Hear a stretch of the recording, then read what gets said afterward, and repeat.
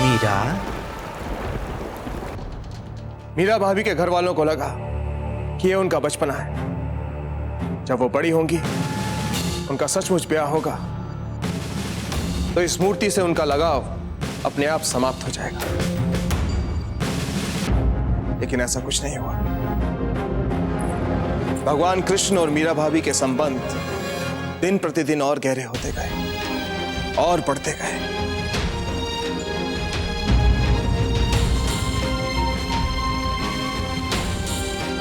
राणा जी, हम जानना चाहते हैं कि मीराबाई के पति भोजराज जी ने इस समीकरण को जो वे उनके कृष्ण के साथ साझा कर रही होंगी, कैसे लिया?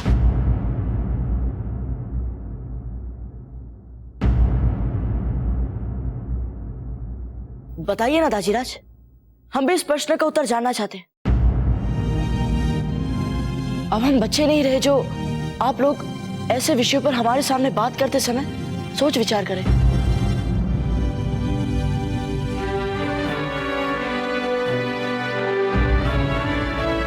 हम जानना चाहते हैं कि भोजराज जी का मीरा माता के साथ कैसा व्यवहार था। दादा भाई को बहन उदाबाई और भाई विक्रमादित्य की भांति अपनी पत्नी की भक्ति से कोई शिकायत नहीं थी।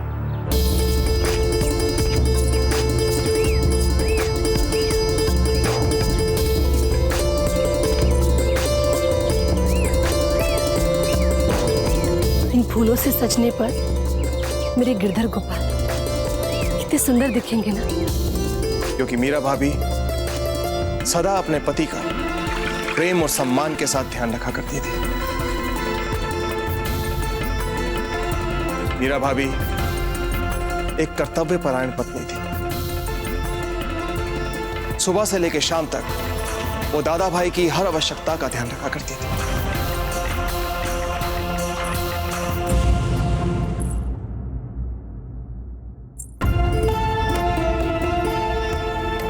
बस उनके बीच पति पत्नी के संबंध नहीं थे,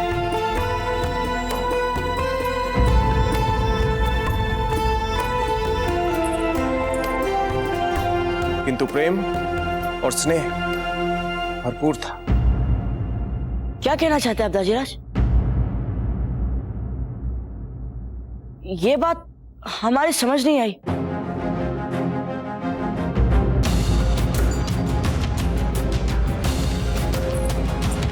अंबागानी हुकुम, राजपुरोहित जी पधारे हैं, आपसे मिलना चाहते हैं।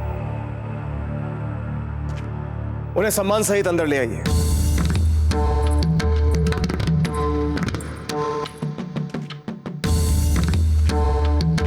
खम्मागढ़ी हुकुम।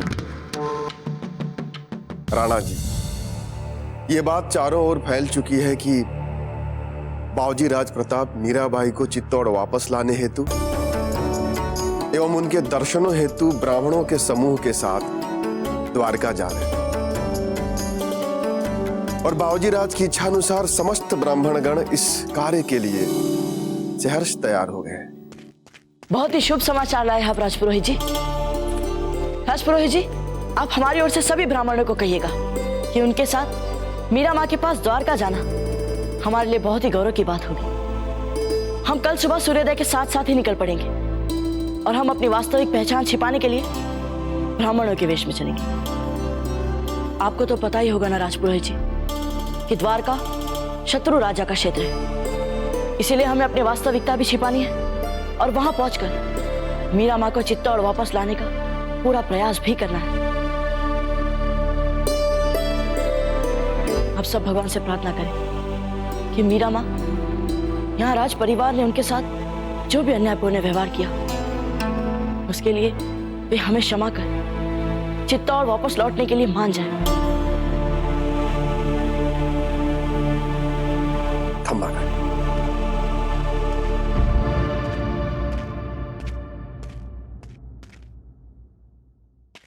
गौर प्रताप, आज जब भी हम इतिहास में झांकते हैं, दादा भाई के लिए हमारे मन में कृतज्ञता का भाव आ जाता है, जिन्होंने प्रताड़नाओं के सागर के बीच मीरा भाभी के लिए इस महल में ही भक्ति का एक छोटा सा द्वीप बनवा दिया था।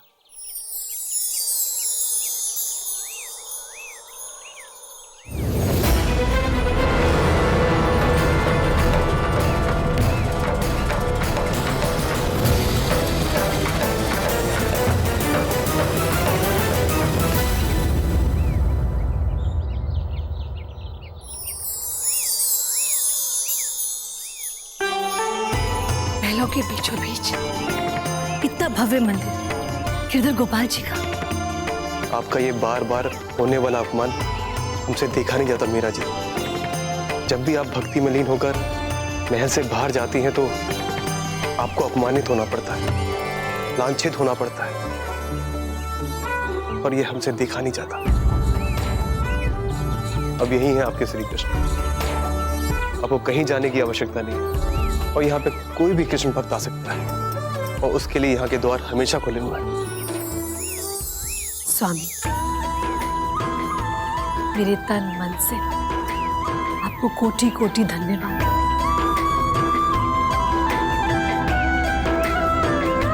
स्वामी,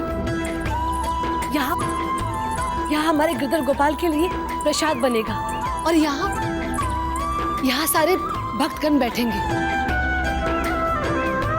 और इधर सितार वादक बैठेंगे,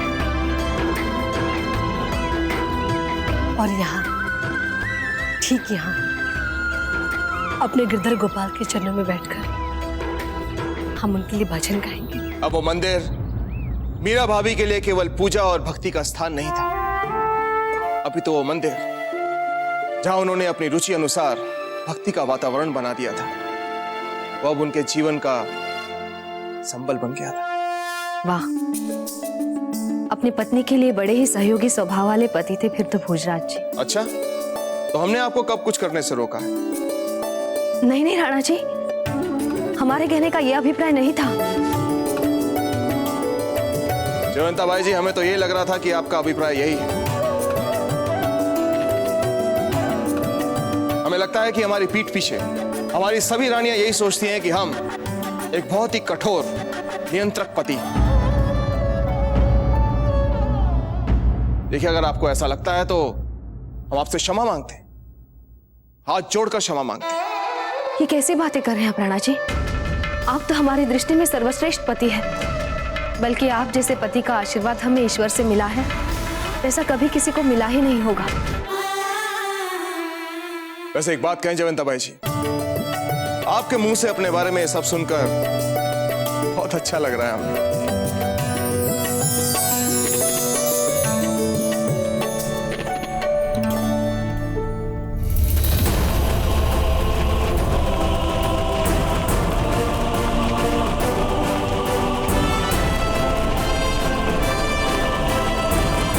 जलाल, आली जान, आदाब।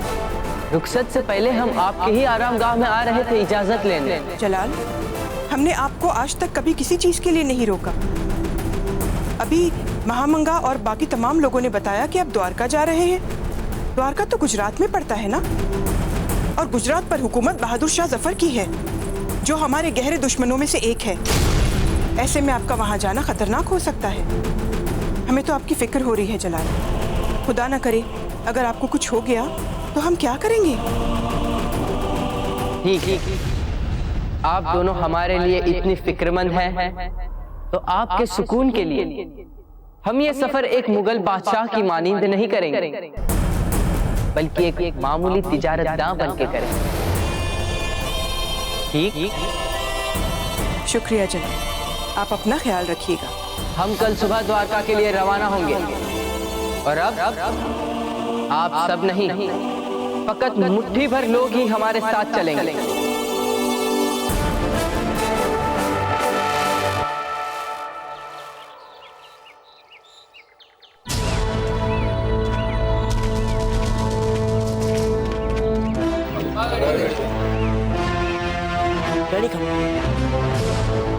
देखिए, इस अभियान में हम कहीं के राजकुमार नहीं हैं।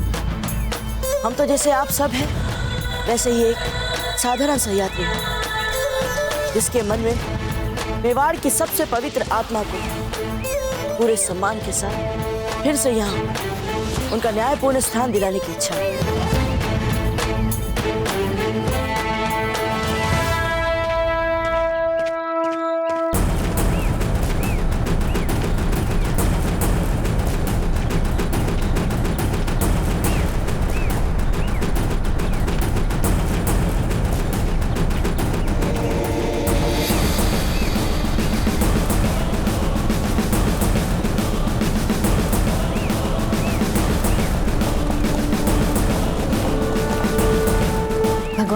प्रताप को इस अभियान में सफलता दे। मियां तानसेन, एक बात अच्छी तरह से समझ लेना कि जैसे जैसे हमारे घोड़े एक एक कदम द्वारका की ओर बढ़ाएंगे, वैसे वैसे आपकी मौत आपके करीब आती जाएगी। और ये जितने भी मनगढ़ंत अफसाने सुनाए हैं ना आपने हमें मीराबाई के, उसमें से एक भी अफसाना आपको बचा नहीं पाएगा। हुजूर, आपने तो अनगिनत युद्ध लड़े, सहस्त्रों शत्रुओं को धराशायी भी किया है। मृत्यु से भयभीत चेहरे को भला आपसे अधिक और कौन पहचान सकता है? देखिए मेरी ओर, ध्यानपूर्वक देखिए। क्या आपको मेरी आंखों में मृत्यु का भय दिखाई देता है? आपकी इस बेखौफ आंखों के पीछे मीराबाई पे आपका यकीन ही है ना? देखते हैं जब हम उनके सामने आपका सर कलम करेंगे तो कैसे बचा पाती है वो आप। मुझे पूर्ण विश्वास है कि ये यात्रा कम से कम एक बार आपको अपने आप से साक्षात्कार अवश्य करवा देगी।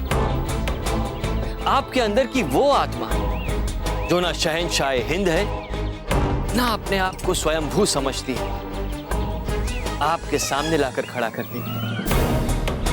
मीरा मां की पवित्र भक्ति आपके अंदर के उस मैं, उस निश्चल आत्मा के सामने लाकर खड़ा कर देगी। मीरा मां का जनमानस पर अक्सर यही प्रभाव पड़ता है। चलो।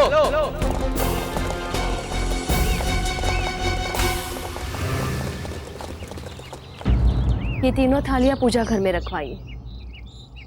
जीजा, तीनों नहीं दोनों। आरती के थाल अब 3 नहीं 2 रह गए। हाँ, वो जानते हैं जीजा, पहली बार कुंवर प्रताप अपनी छोटी माँ से तिलक लगाए बिना इतनी लंबी यात्रा पर जा रहे हैं।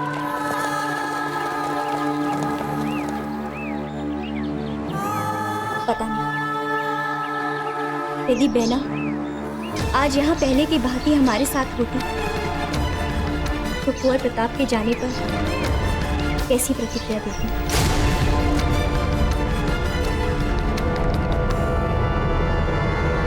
फिर राणा जी ने मीराबाई को वापस लाने के लिए बावजीराज प्रताप को द्वारका जाने की अनुमति दे दी है और बावजीराज प्रताप द्वारका के लिए बस अभी अभी निकले।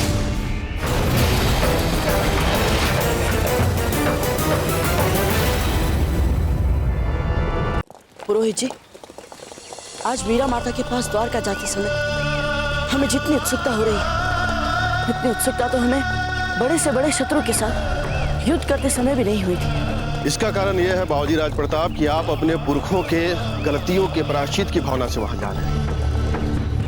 उनके द्वारा किए गए अनुचित निर्णयों का उचित समाधान के लिए वहां जा रहे हैं। अपने पुरखों के द्वारा किए गए महान कार्यों पर गर्व करना कोई बड़ी बात नहीं है। बड़ी बात तो यह है कि कोई उनकी गलतियों का उत्तरदायित्व ले ले। और आज यदि आप मीराबाई को मनाकर घर वापस लाने में सफल हो गए ना बावजीराज, तो आप एक नए इतिहास का निर्माण ही नहीं करेंगे, वरन लिखे गए इतिहास को नए सिरे से लिखेंगे। मेवाड़ के स्वर्णिम इतिहास में अभिशाप के जो काले पन्ने लिख दिए गए हैं, उसे सदा सदा के लिए बदलने हेतु आप द्वारका जा रहे हैं।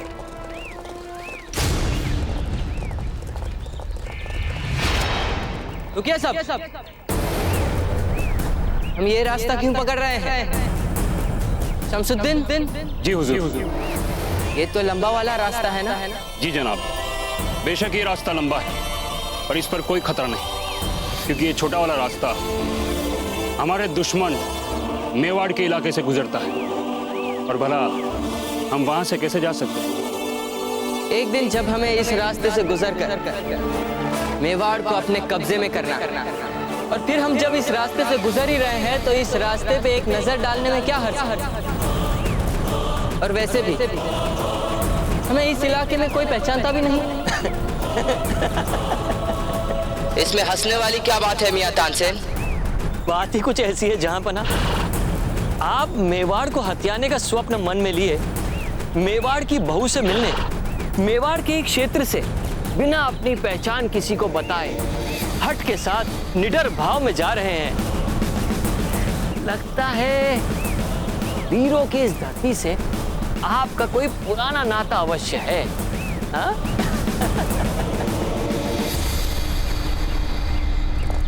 हमारी प्रशंसा के अतिरिक्त आपकी सभी बातें सही है पुरोहित जी।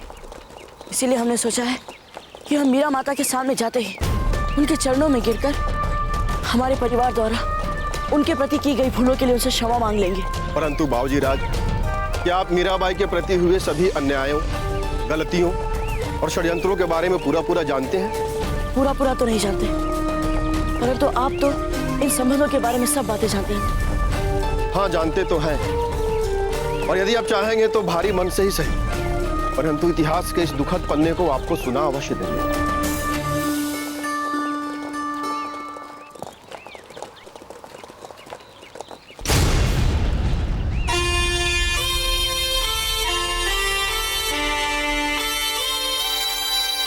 वाह, तो ये है चित्तौड़ का वो मशहूर किला। क्या शानदार किला, कितना मजबूत, कितना महफूज। वाह वाह।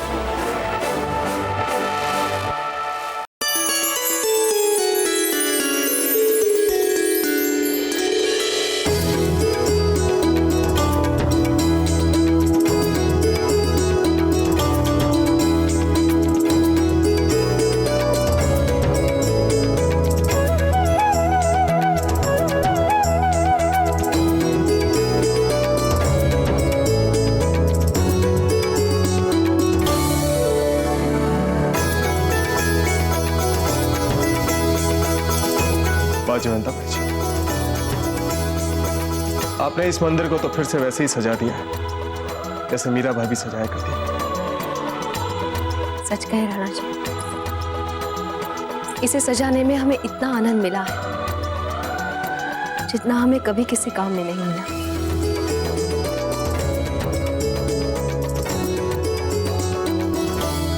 आपने किसी आवश्यक कार्य के लिए हमें यहाँ पर बुलाया?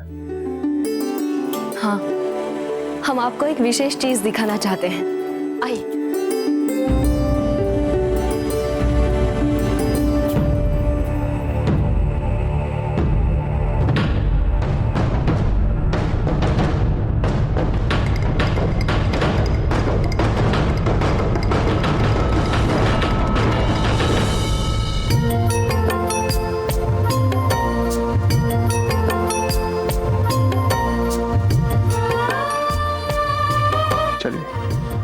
बताइए क्या दिखाना चाहती हैं?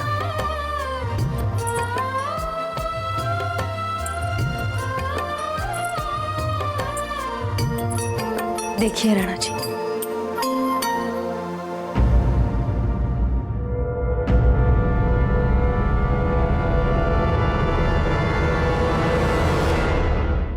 मेरी प्रिय मीरा के लिए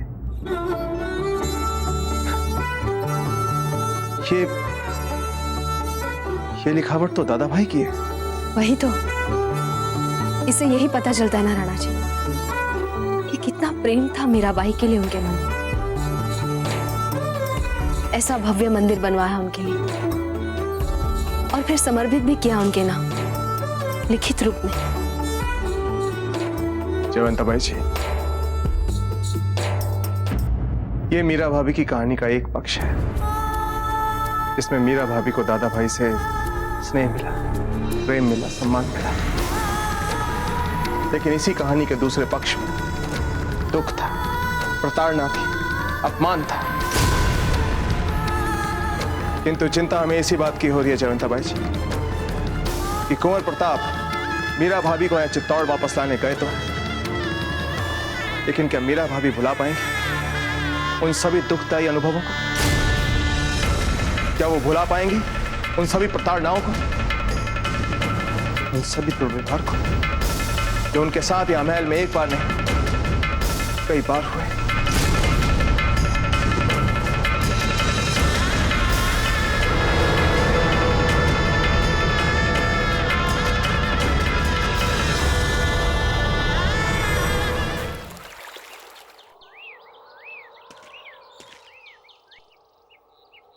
समझ में नहीं आया कुछ।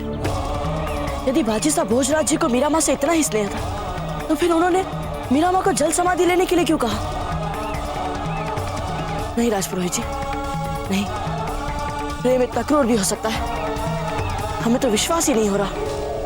अभी आपको अपने जीवन के कई पृष्ठ पढ़ने शेष हैं बाबूजीराज। जब आपको किसी से प्रेम होगा तब पता चलेगा कि प्रेम अपने साथ कई कठिनाइयां और कई समस्याएं भी लेकर आता है। प्रत्येक व्यक्ति कई संशय, संदेह और पूर्वाग्रह के व्याधियों से पीड़ित होता है, और इस संदर्भ में भोजराज भी कोई अपवाद नहीं थे। अपने कानों से सुना है हमने, खुली रास लीला चल रही थी मंदिर में बंद होकर। हमारे कान धोखा नहीं खा सकते। मीरा किसी से कह रही थी कि वो उसके बिना जी नहीं सकती, मर जाएगी अगर बिछड़ना पड़ा तो। और आप दादा भाई, आप तो इतने भोले हैं कि अपनों पर अंधविश्वास करते हैं। मगर हम कह देते हैं कि अब पानी सर से ऊपर बहने लगा है। आपने मीरा के लिए क्या कुछ नहीं किया, यहां तक कि अपने पति होने के अधिकार तक को छिन जाने दिया। अनगिनत रातें शैया पर अकेले बिताई आपने, और उसके बदले में आपको क्या मिला? अपमान भरा एकाकी जीवन, और उसके उपरांत अब ये प्रेम प्रसंग। नहीं, ऐसा नहीं हो सकता।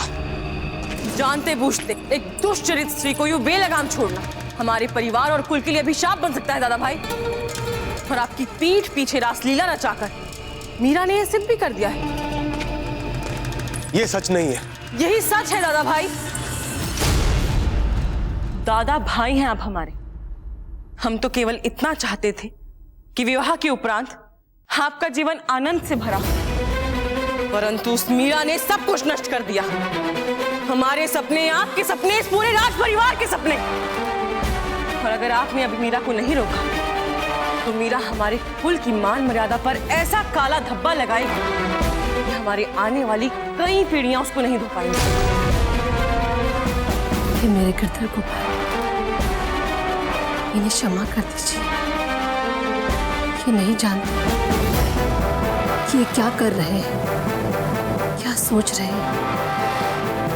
इन्हें सद्बुद्धि का आशीर्वाद दीजिए। हम ऐसा नहीं होने देंगे। इस विश्वासघात के लिए हम मीरा को इसी समय उचित पाठ पढ़ाएंगे।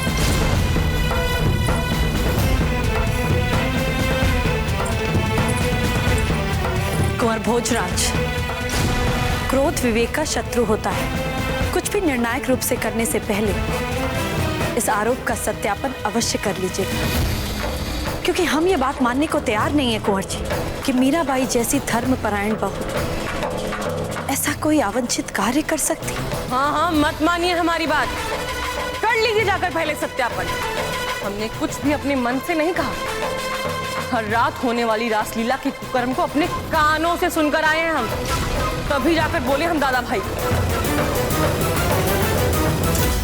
ठीक है, आज रात हम स्वयं पता लगाएंगे। और उस रात भोजन करवाने के बाद भोजराज की शैया संवार के जब मीराबाई उनके कक्ष से गईं, तो भोजराज ने छिप के उनका पीछा किया।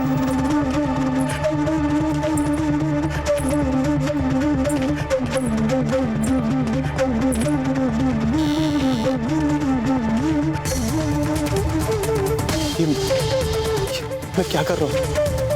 अपनी देवी समान पत्नी पर संदेह, ये हमें उचित प्रतीत नहीं हो रहा है। क्या हुआ दादा भाई, आप रुक क्यों गए? चलिए अंदर चलिए, क्या आपको सच का पता नहीं लगाना? चलिए हम आपके साथ चलते हैं।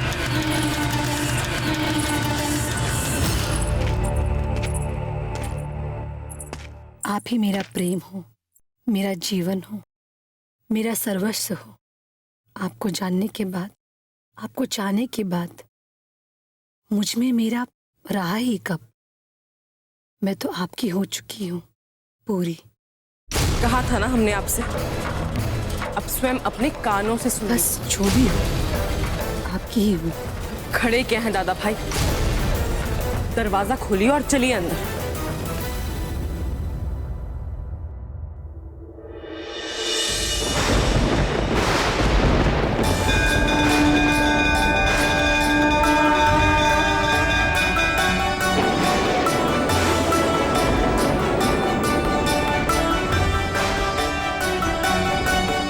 मनसा वाचा कर्मणा। अब तो बस मैं आप ही में लीन हो जाना चाहती हूँ गिरधर गोपाल। चित्त में मैं मिट चुकी हूँ और मेरे चित्त में सिर्फ आप ही आप। एक ही इच्छा है मोहन मुकुट वाले, सदा सदा के लिए हमें अपने शरणों में ले लीजिए गिरधर गोपाल।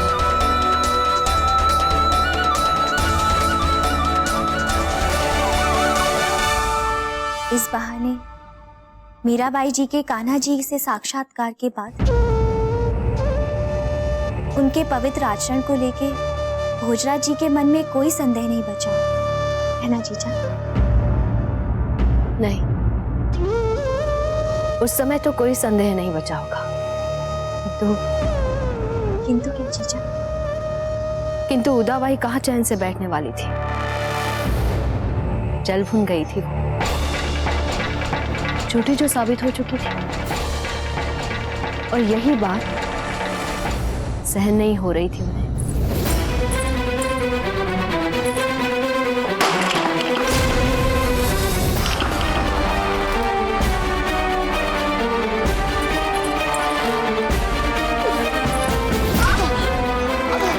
हमें झूठा साबित करना चाहती हैं? हमें नीचा दिखाने का प्रयास किया आपने? बताइए, काला जादू था क्या वो आपका? बताइए मीराबाई, बताइए। आज हमें अपने प्रश्नों का उत्तर चाहिए आपसे। उदाबाई, वो एक क्षण था जब हम अपने गिरधर गोपाल के साथ होते और वो हमारे साथ होते। यदि आपको हमारे गोपाल भक्ति के चरम प्रकाश से कोई भी कष्ट पहुंचा हो तो उसके लिए हम आपसे क्षमा चाहते। हमें क्षमा कर दीजिए। नहीं मीराबाई, आपको हमसे क्षमा मांगने की कोई आवश्यकता नहीं, किंतु आपने जो हमारे आत्मसम्मान को ठेस पहुंचाई उसका आपको ऐसा दंड मिलेगा, ऐसा दंड मिलेगा कि आपको अपने जीवन तक से घृणा हो जाएगी। बहुत उछलती है ना आप दादा भाई भोजराज के बल पर, किंतु आपको बहुत जल्द पता चल जाएगा कि जो स्त्री अपने पति के साथ उसकी शैया तक बांध नहीं सकती, उस पति पर भी उस पत्नी का कोई प्रभाव नहीं है।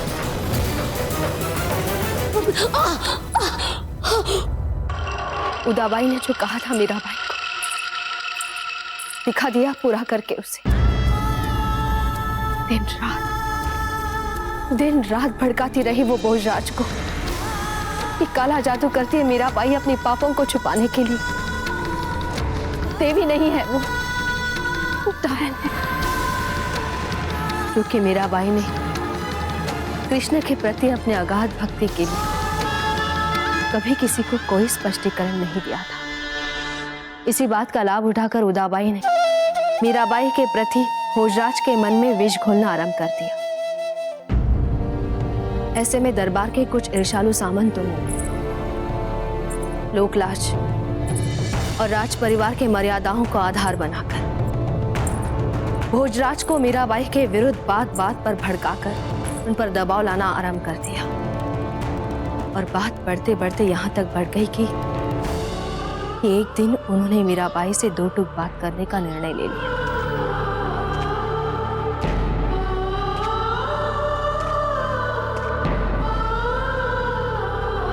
मीरा जी,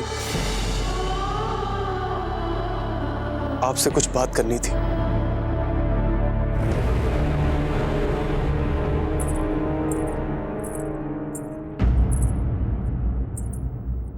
आपकी आंखें सदा आपके मन के भाव को बता देती है और आपके मन के भाव को पढ़ने में आज तक हमसे कोई चूक नहीं हुई। फिर भी आप जो कहना चाहते हैं कह दीजिए। हम थक चुके हैं लोगों के ताने सुनते सुनते। आप जिस तरह का जीवन व्यतीत कर रही हैं, ऐसा जीवन हम जनसाधारण के संसार के साथ मेल नहीं खाता। कितना प्रयास करें, कितना, कोई सामंजस्य नहीं बैठा। और दुख की बात तो यह है कि हम आपको जानते हैं, चाहे कुछ भी हो जाए, आप श्री कृष्ण के भक्ति के मार्ग को नहीं छोड़ेंगे। इसका अर्थ तो यह हुआ ना कि आपने हमारे लिए कोई विकल्प ही नहीं छोड़ा। हमारे लिए क्या आदेश है स्वामी?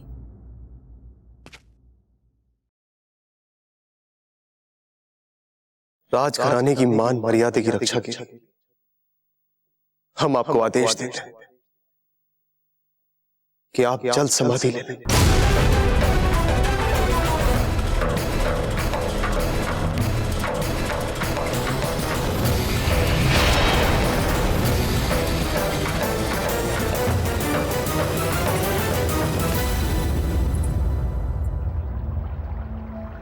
जैसी आपकी आज्ञा स्वामी।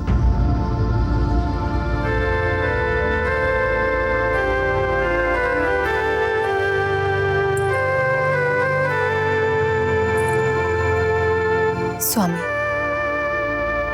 हमारे जाने के बाद अपना ध्यान रखिएगा। एक ऐसी स्त्री से विवाह कीजिएगा जो आपको सांसारिक सुख दे सके। हम आपके लिए एक आदर्श पत्नी नहीं साबित हो सके, इसके लिए हमें क्षमा कर दीजिए। मेरे गिरधर गोपाल हमेशा आपका ख्याल रखेंगे।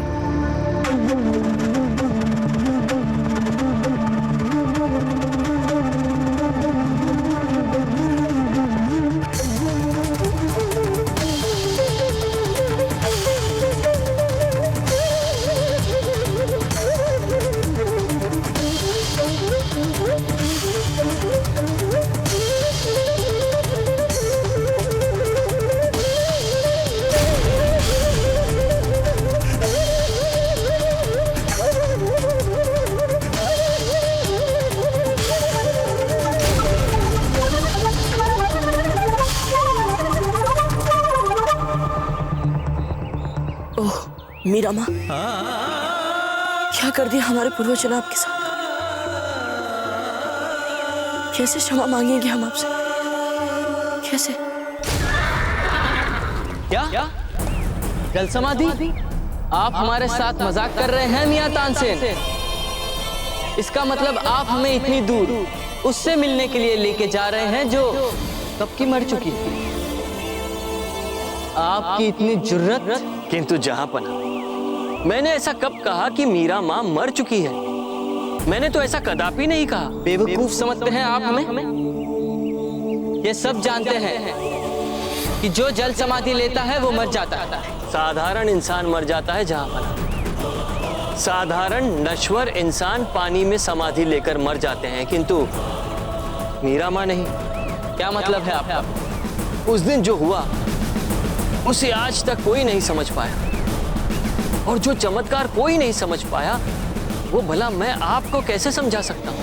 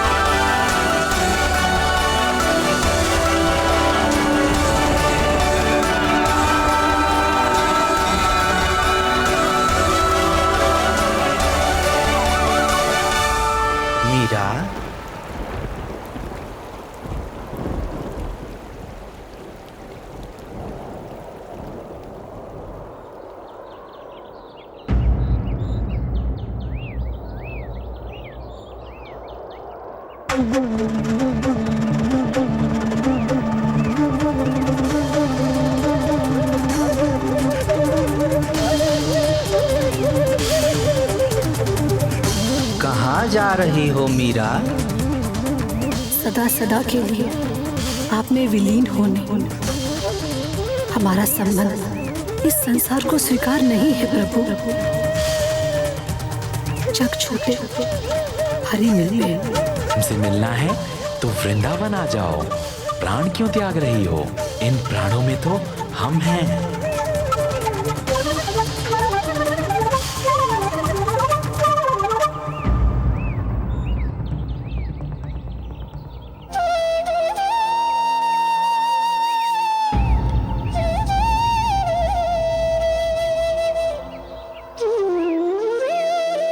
इसका मतलब भगवान श्री कृष्ण ने स्वयं दर्शन दिए थे मीरा माँ को अपने साक्षात स्वरूप में। हाँ बाबूजी राज, दर्शन दिए थे भगवान, पर हर कोई कहाँ देख सका उस प्रभु को। परंतु मीराबाई हर कोई नहीं, दिव्य आत्मा है, इसलिए केवल मीराबाई ही दर्शन कर पाई अपने कान्हा का। ईश्वर के साक्षात स्वरूप का तेज इतना प्रबल होता है कि साधारण जन तो उस तेज को सहन ही नहीं कर सकता। उसे पचाने के लिए उच्च कोटि की भक्ति चाहिए, और मीराबाई की कृष्ण भक्ति तो ऐसी है कि वे स्वयं कृष्णमय हो गई है। धन्य है मीराबाई। ये तो सुनकर इतना अच्छा लग रहा है राजपुरोहित जी। वाह। फिर क्या हुआ था पुरोहित जी? फिर क्या होना था? मीराबाई ने अपने आराध्य का आदेश माना और चल पड़ी वृंदावन। वृंदावन? तो फिर हम द्वारका क्यों जा रहे हैं? क्योंकि इस समय मीरा माँ द्वारका में ही है। वे तो एक महान भक्त है, एक दिव्य आत्मा है। वे तो अपने कान्हा के आज्ञा का पालन करते हुए वृंदावन चली गई और पुनः अपने कृष्ण की आज्ञा का पालन करते हुए ही द्वारका लौट चुकी हो। जिसके तार सीधे सीधे कृष्ण से बंधे हो, वो किसी एक विशेष स्थान पर बंधी नहीं रह सकती। मीराबाई के बारे में इतना सब कुछ बताने के लिए शुक्रिया मियां तानसेन। अब तो उस सूफी औरत के दीदार के लिए हमारे बदन की एक एक रग फड़फड़ाने लगे। गौर से सुनो सब, अब हम द्वारका तक के सफर में बीच में कहीं नहीं रुकेंगे। परंतु शहंशाह, हमारे घोड़े भूखे प्यासे हैं, इन्हें तो कुछ दाना पानी देना ही होगा। नहीं मियां तानसेन, इन घोड़ों को भी पता होना चाहिए कि वो किसी आम इंसान को नहीं बल्कि शहंशाह हिंद को ले जा रहे हैं।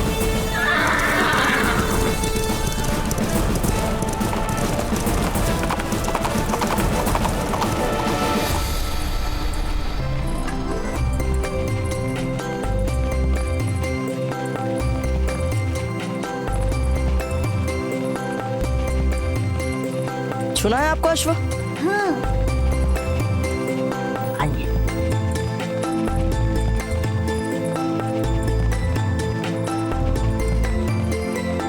मैं माँ को जाके बताऊंगा कि मैंने घोड़े को छू लिया।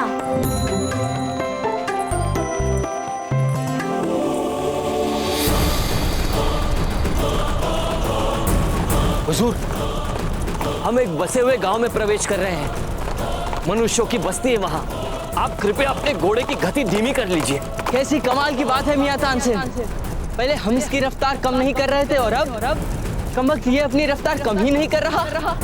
बहरहाल हमें पसंद है ऐसे बेलगाम घोड़े। हमारी तबीयत और फितरत से जबरदस्त मेल खाते हैं ऐसे घोड़े। मजा आता है इन्हें दौड़ाने में।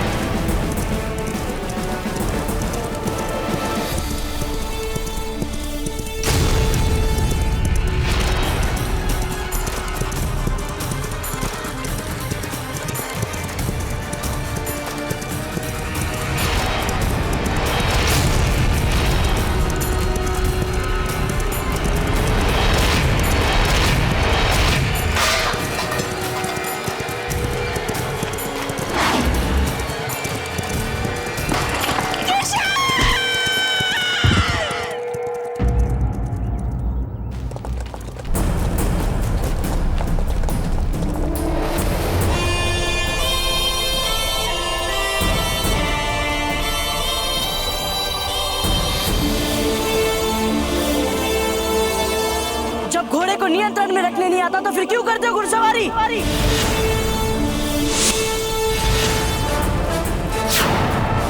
तुम्हारी इतनी जुर्रत?